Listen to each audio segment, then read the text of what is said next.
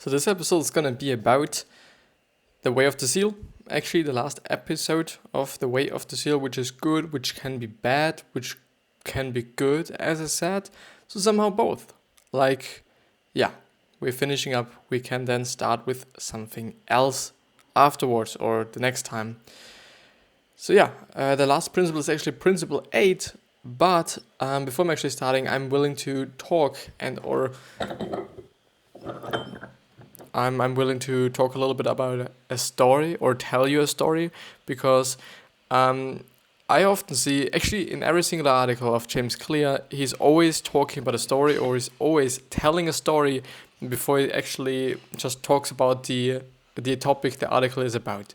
And I always like that, and I in general like stories so much that I've decided I'm now gonna, before I actually go through the episodes, gonna tell you a story, a quick little story. Because I believe, even though it might not always just be somehow part of the thing that I'm going to talk about afterwards, which means I'm gonna talk about the Way of the Seal and maybe the story is really not correlated to it.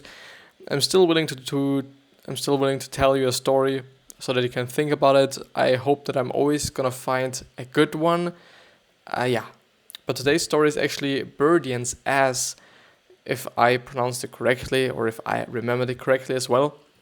And it is actually a pretty funny story, and if you're looking it up, you actually do not find anything.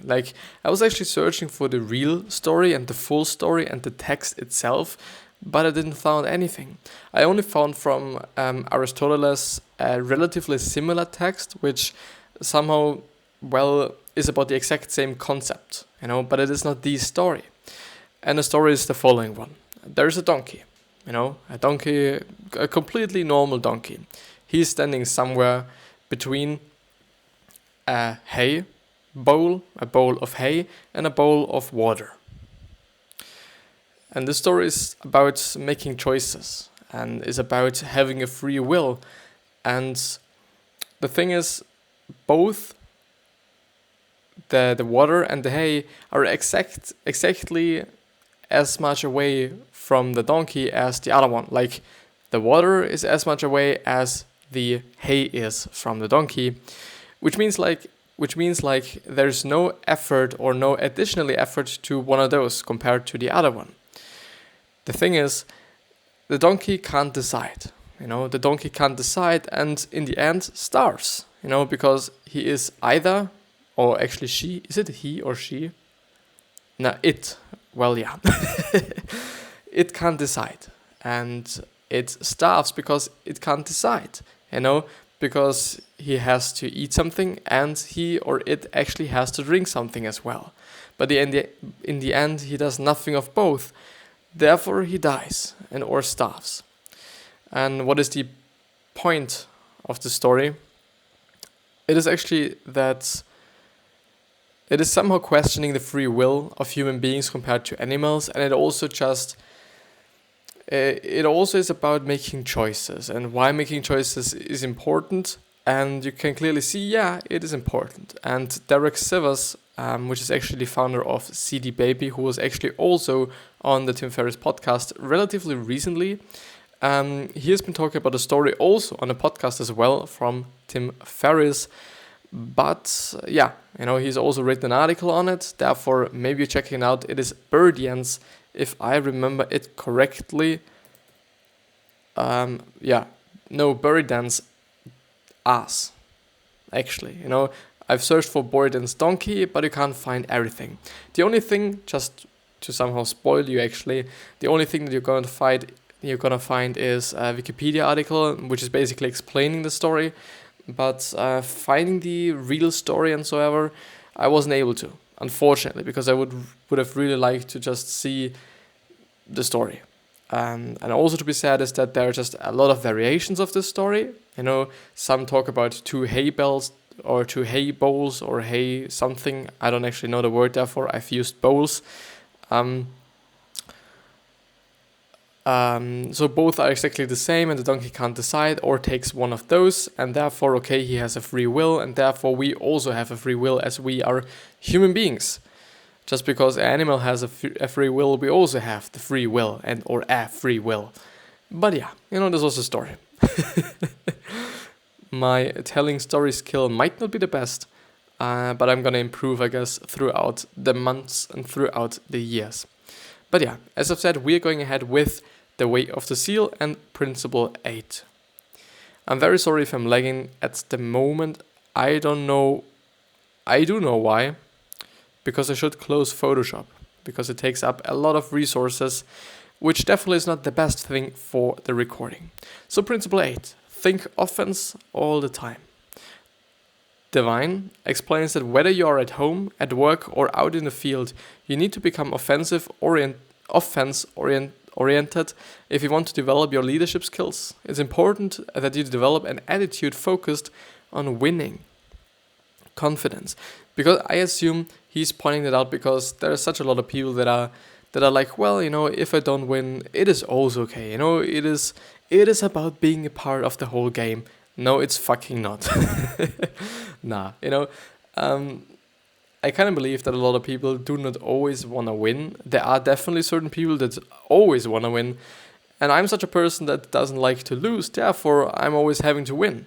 I really hate losing. I hate it. Like, it is even insane. Like, it is really crazy. It is not normal. It is definitely abnormal how much I hate failing.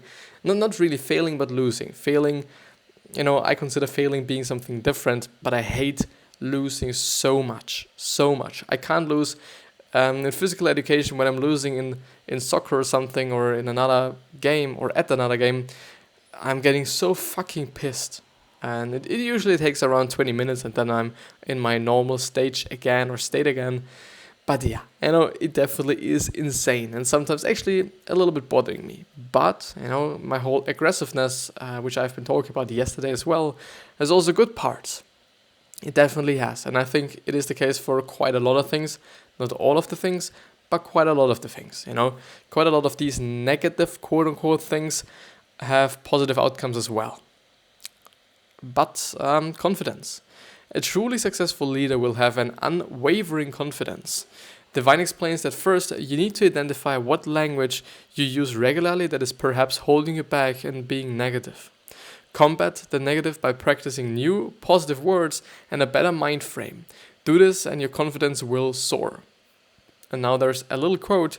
Like a seal, you must learn to act aggressively and rapidly when you become aware of the threats facing you. You must also take advantage of opportunities by innovating and adapting, doing the unexpected to keep your competition off balance.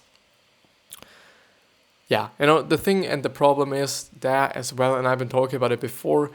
I do not always believe in generalizations, and I in general hate generalizations, just because, well, was this actually a generalization as such, as well, somehow? Like, me talking about generalizations, or me hating in general generalizations? Generalception, oh my god. The thing is, I don't know, I really don't know if a leader actually has to be confident, if a leader has to be like a seal, if a leader has to be something, or if a leader just has to be a leader. The thing is, well, maybe he's trying to somehow just give you a definition for what a leader is and what qualities a leader has to have and whatsoever. So I do think it is complicated. I still don't believe that every leader must be something necessarily, Some things, of course, like a leader must be a leader. The thing there is, okay, what's the definition of a leader, or what is a leader?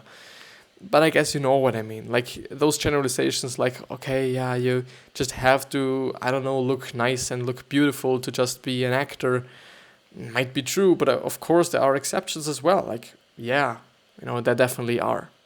I assume. I don't know. I couldn't give you an example right now, but I assume there is definitely someone that is not as beautiful as all the other actors and still is an actor. But yeah, the thing is, I do not like generalizations, but it could actually be the case that as a leader you have to be confident. I don't know, because I am not a leader. Do the unexpected. Divine explains that doing the unexpected can be extremely beneficial. If you continue to act as expected, then you are unlikely to discover new ways of doing things or understand different perspectives. By doing something unexpectedly and differently to everyone else, you have an opportunity to perceive something from a different angle, and you'll surprise yourself at what you may learn. And there is again another quote: when you train yourself to see what others don't see, then you can unlock your innate creativity.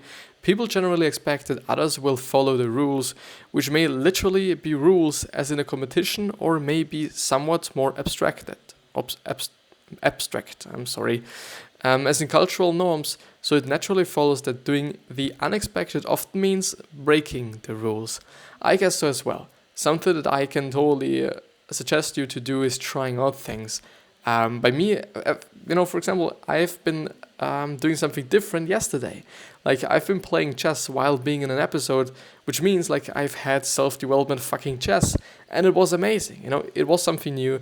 I thought about it, I tried it out, and well, yeah, if it would not have been just so good, then I wouldn't be doing it, or I will never be doing it again. Like, just trying out things, and if they work, you're gonna do them, and if they don't work, you're not gonna do them. As easy as it is, and as easy as it might sound, sometimes it is really not that easy. Especially the whole trying out things part.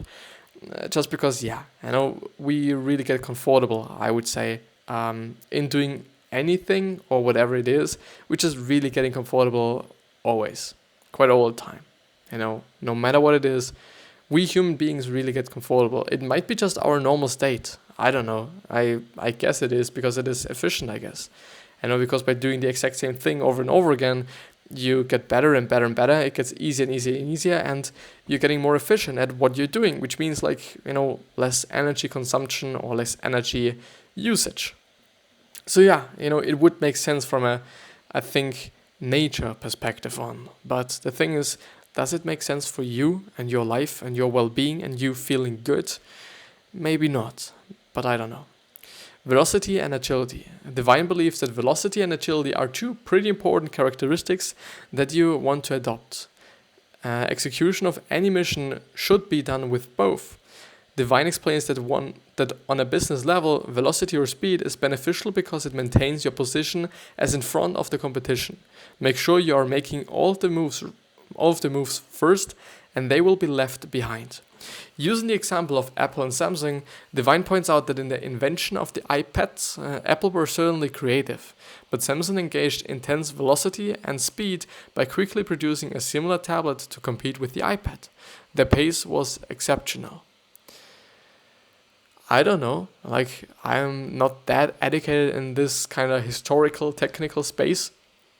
I'm really not, but I assume it is actually kind of true, and I assume it is true, just because, I think in general, those companies, I think I just have to say that those companies, which means like every company but Apple in terms of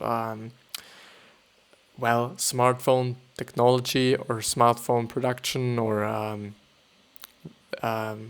media consumption devices production. I do just really have to say that all of the other companies are relatively fast and maybe even way faster than Apple is. I really do not want to just talk about it because I in general like Apple products. Not all of them, but in general I like them.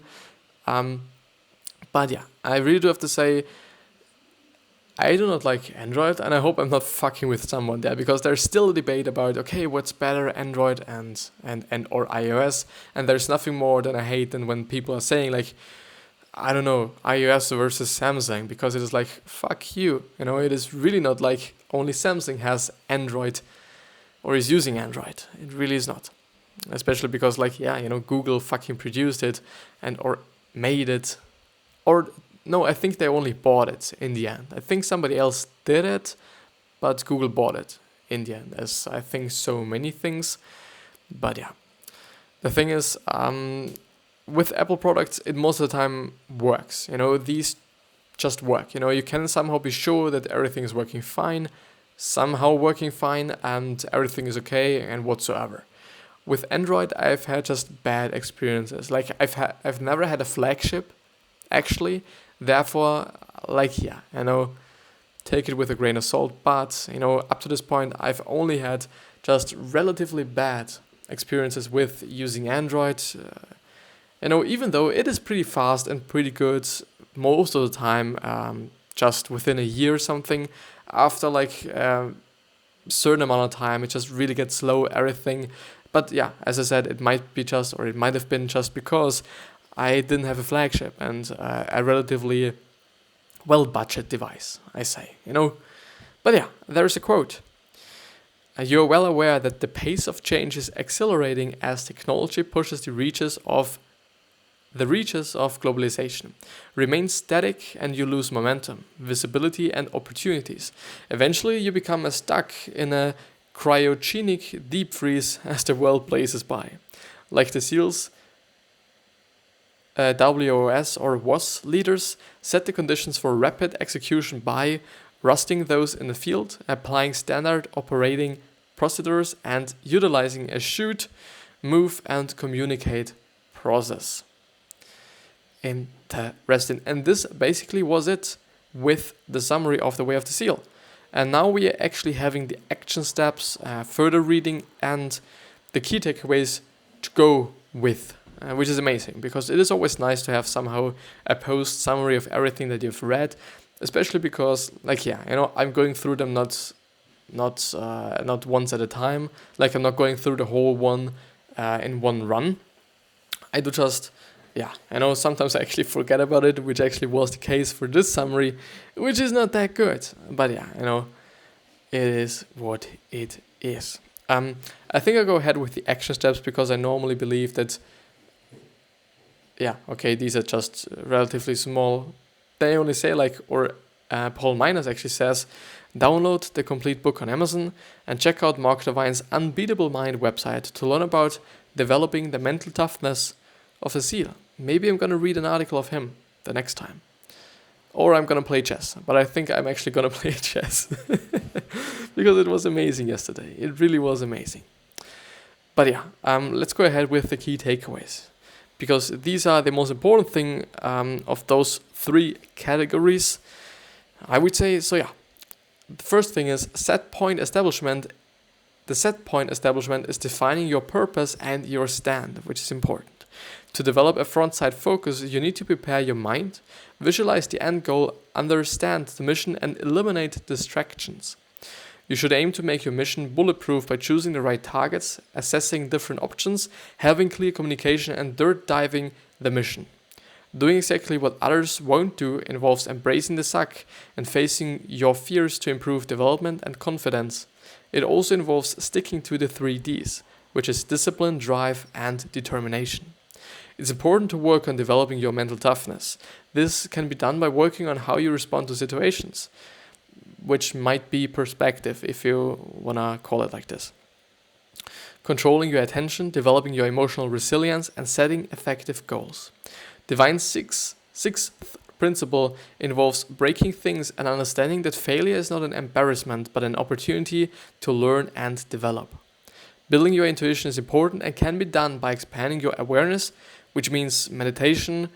For some people, it might be something else for other people, or for some other people, actually. But the only thing that I can think about it is actually somehow expanding your awareness, as far as I know at least, is meditation. And it works. I've liked it.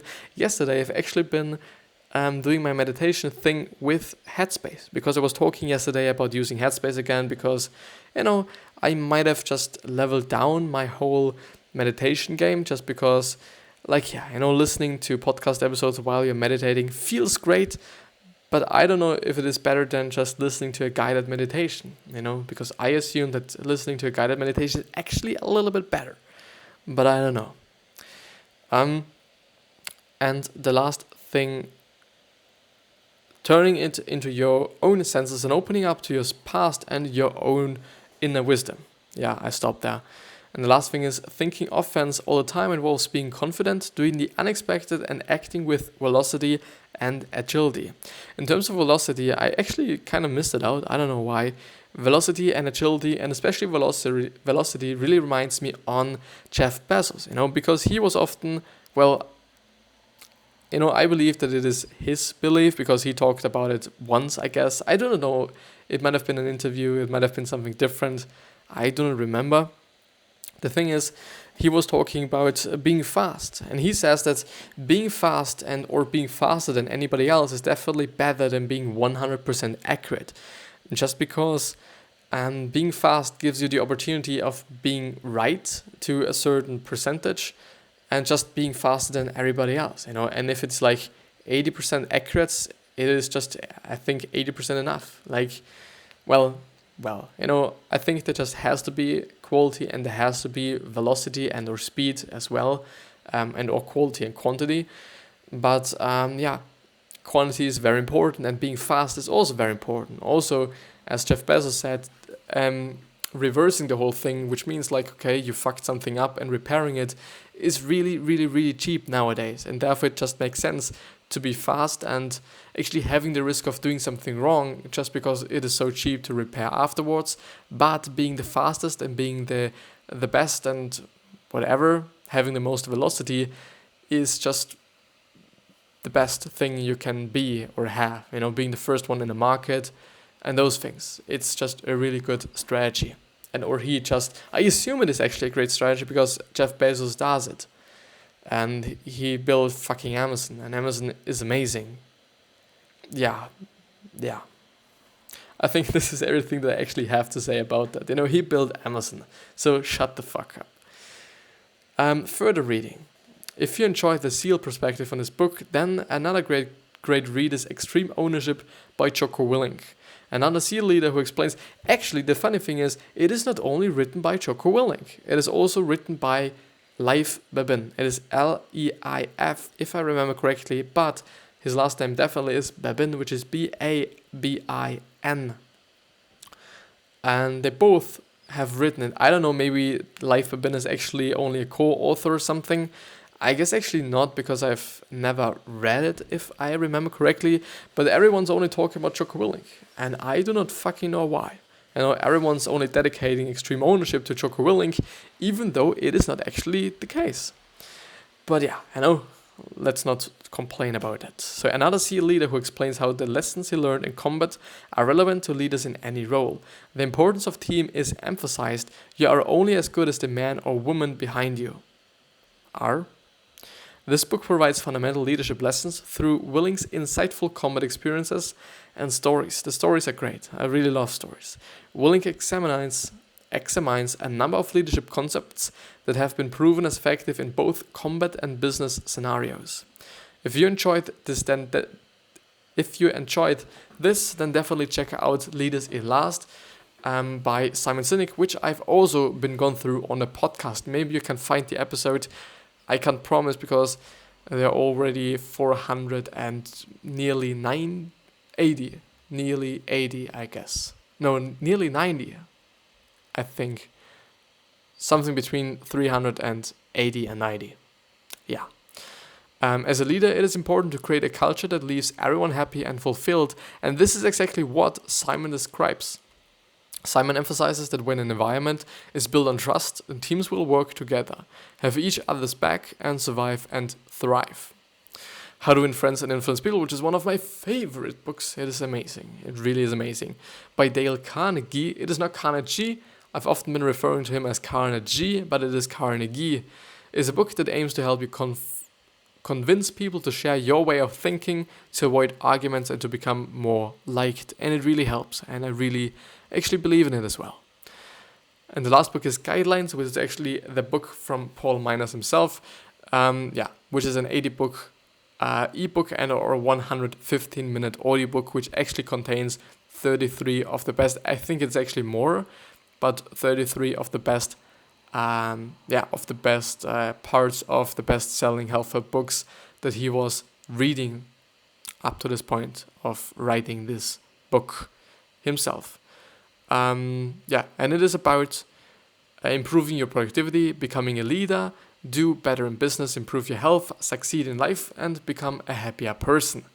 So maybe if you want to check it out, I think it is only I think $13 or something. I think it was, below 20 or something.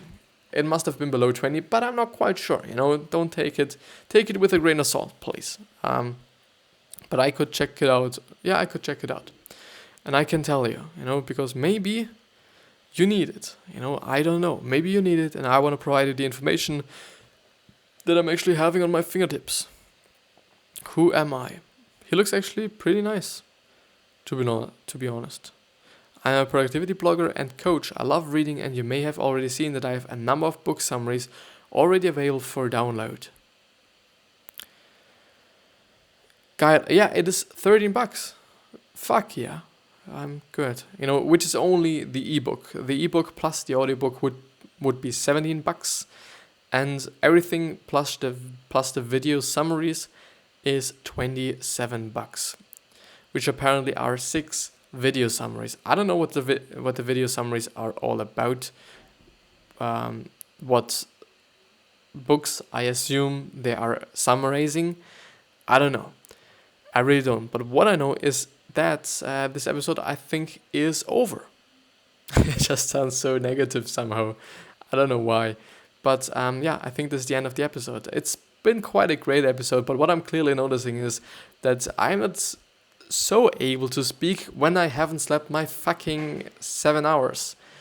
Because, from actually today, I've been sleeping 5, actually, because I wasn't able to sleep in as fast as I would have liked to. Therefore, I was only left with 5 hours of sleep, maybe 4, but I guess it was 5.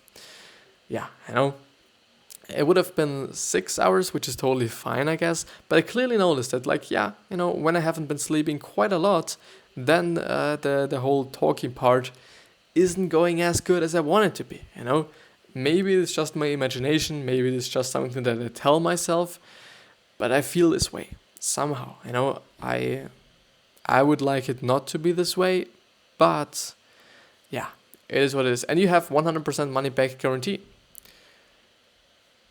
Amazing. Really amazing. But yeah, where is the outro? There is the outro. No. It's a little bit buggy sometimes, which is fucked up. But yeah. So this is it with the episode, and I wish you the best health, wellness, and also success. And I also hope that you're going to remind yourself on how you gonna be remembered, which means your legacy in the end. Even though, we can't make everyone like us, and we can't make everyone love us. It is just what it is, no matter how nice you are, or no matter how generous you are. People seem to not care. Or something, or they just, I think, it is just people. It is just people. But yeah, with that being said, I wish you the best, and I see you the next time. Thank you very much for listening and or reading. If you haven't been subscribing, or if you aren't subscribed to either the podcast or the YouTube channel, then subscribe. There's gonna be at least one video and or podcast every single day. I see you the next time.